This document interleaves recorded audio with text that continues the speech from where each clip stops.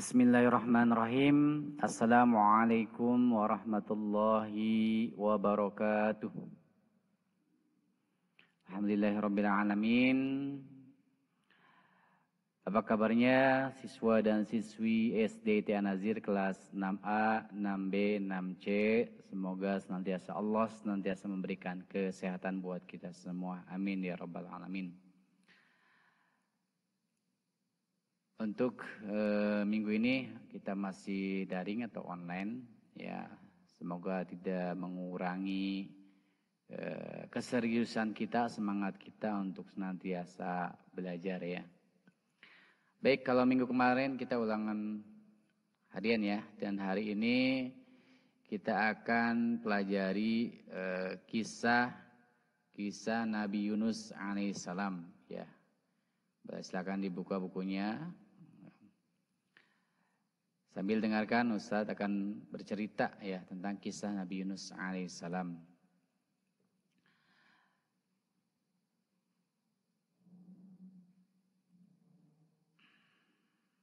Baik, ini peta konsepnya ya. Nah, kisah keteladanan Nabi Yunus alaihissalam. Nabi Yunus diutus untuk kaum Bani Israel. Cobaan Nabi Yunus alaihissalam, kesuksesan Nabi Yunus alaihissalam dalam berdakwah. Ini yang kita akan pelajari hari ini ya. Baik. Nabi Yunus alaihissalam diutus untuk kaum Bani Israel. Keadaan orang-orang Bani Israel sangat memprihatinkan pada saat sebelum diutusnya Nabi Yunus alaihissalam.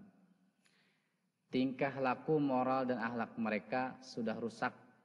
Tidak sampai di situ, mereka juga banyak yang pecah belah dan mendirikan kerajaan sendiri-sendiri. Jadi kondisinya Bani Israel itu kacau balau ya. Tepat pada masa kritis tersebut diutuslah Nabi Yunus alaihissalam sebagai Rasul dan Nabi Allah Subhanahu Wa Taala untuk memperbaiki kerusakan-kerusakan yang dilakukan oleh Bani Israel tersebut.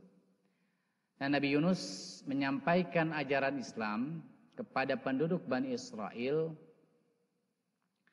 Nabi Yunus mengajak kepada penduduk Bani Israel untuk meninggalkan berhala dan mengubah akhlak tercela mereka. Namun, mereka sulit untuk menerima seruan Nabi Yunus alaihissalam. Sebaliknya, Nabi Yunus diolok-olok dan dihina oleh penduduk Bani Israel. Jadi, kondisi Bani Israel ketika itu orang-orangnya menyembah berhala.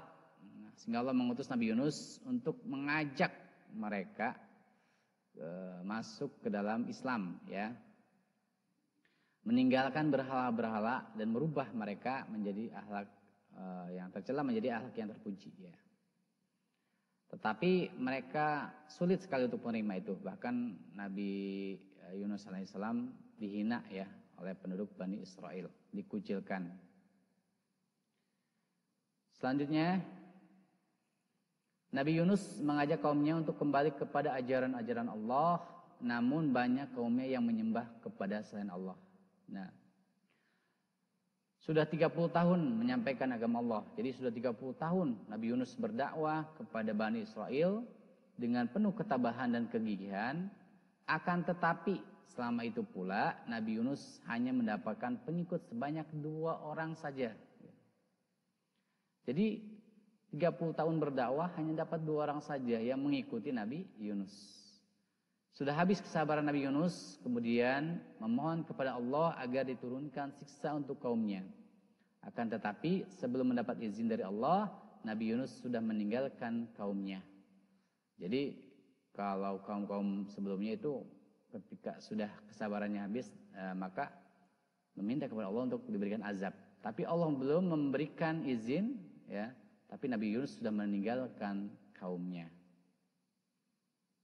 Ketika Allah menurunkan siksa pada kaumnya berupa awan yang menghitam, mereka semua memanggil Nabi Yunus.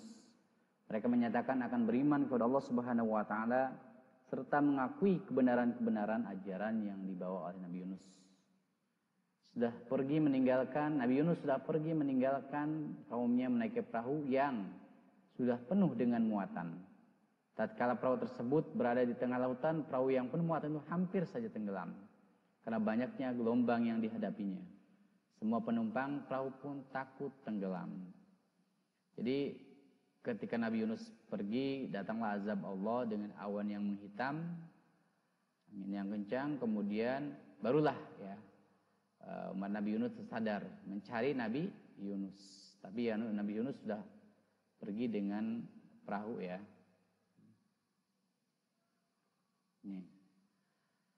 Kan tetapi sebelum mendapat izin dari Allah, Nabi Yunus sudah meninggalkan kaumnya. Tadi sudah Ustaz sampaikan, menurunkan siksa, ya, menurunkan siksa berupa awan yang menghitam. Mereka semua memanggil Nabi Yunus, ya, mencari Nabi Yunus, ya. Mereka baru percaya bahwa Allah akan menurunkan azab. Apa yang disampaikan oleh Nabi Yunus ternyata benar, ya.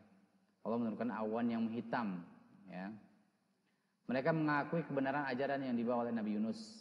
Tetapi Nabi Yunus sudah pergi, meninggalkan kaumnya, naiki sebuah perahu yang sudah penuh dengan muatan. Tatkala perahu-perahu tersebut berada di tengah lautan, perahu yang penuh muatan itu hampir saja tenggelam, karena banyaknya gelombang yang dihadapinya. Semua penumpang perahu pun takut tenggelam. Lalu nahkoda perahu berkata, dulu perahu ini tidak pernah seperti ini. Mungkin di antara penumpangku ini ada salah seorang pelarian. Siapa itu di antara kalian yang menjadi seorang pelarian? Seru nahkoda perahu. Semua diam, tidak ada yang menyahut. Kemudian nahkoda perahu itu berkata sekali lagi, sekarang aku undi saja. Siapa yang menerima undian ini akan aku turunkan dari perahu ini di tengah-tengah untuk mengurangi muatan. Ujar nahkoda perahu. Lalu diundilah penumpang tersebut. Jadi ketika di tengah lautan, ya, ada badai, nah ini perahu ini goncang. Akhirnya semua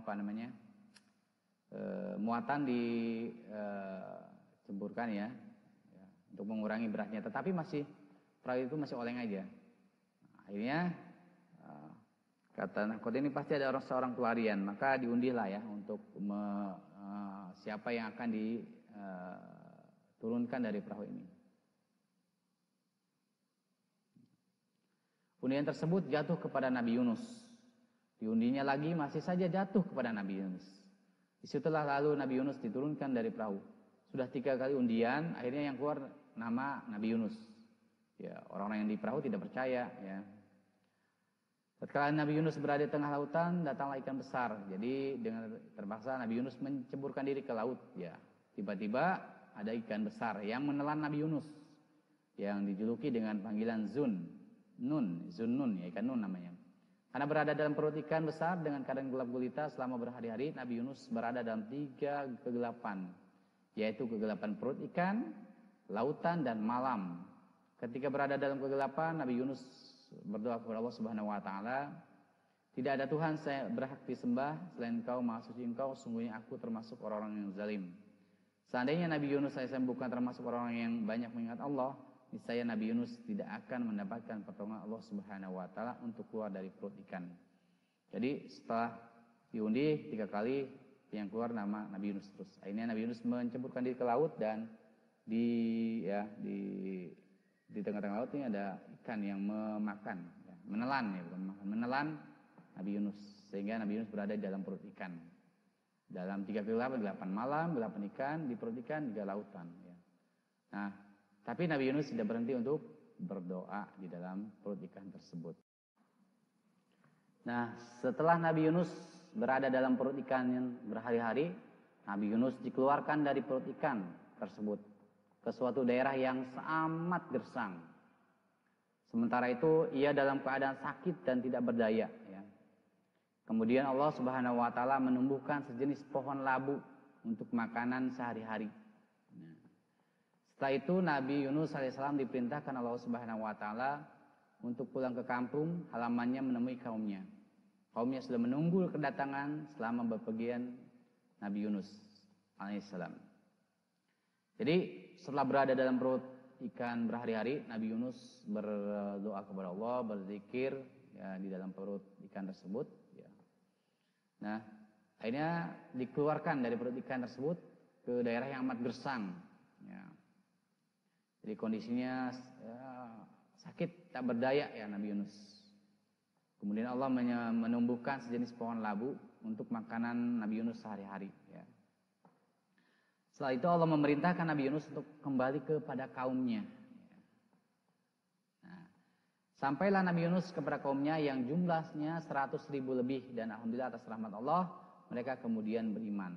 Jadi sudah dinanti-nantikan kedatangan Nabi Yunus alaihissalam. Setelah Nabi Yunus alaihissalam pergi, ternyata Allah mengazabnya. Setelah mengazab, ternyata semuanya berdoa kepada Allah agar azab ini dihentikan. Ya. Dan mereka semua ini beriman dan menantikan kedatangan Nabi Yunus alaihissalam.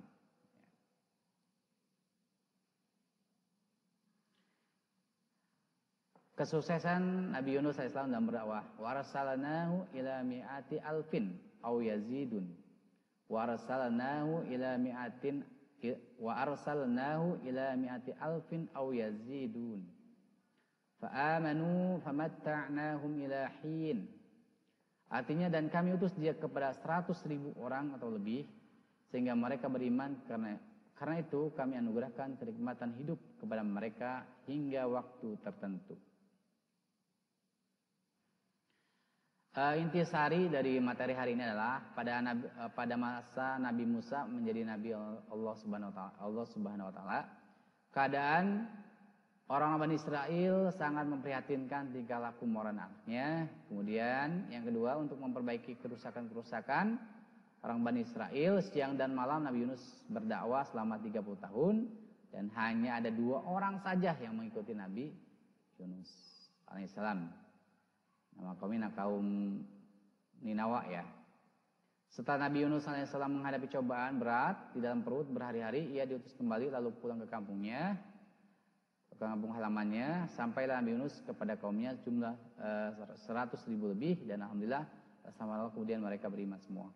Akhirnya mereka beriman semua ya, menanti kedatangan Nabi Yunus alaihissalam. Jadi itu intisari dari pelajaran hari ini terkait kisah Nabi Yunus alaihissalam. Jadi pada intinya kita kalau sebagai siswa jangan berhenti untuk belajar ya, karena proses itu penting. Nah, ketika proses yang dijalani maka hasilnya pun akan sangat baik ya. Baik, itu saja yang dapat saya sampaikan pada pertemuan kali ini. Semoga bermanfaat ya, dan semoga bisa dipahami ya.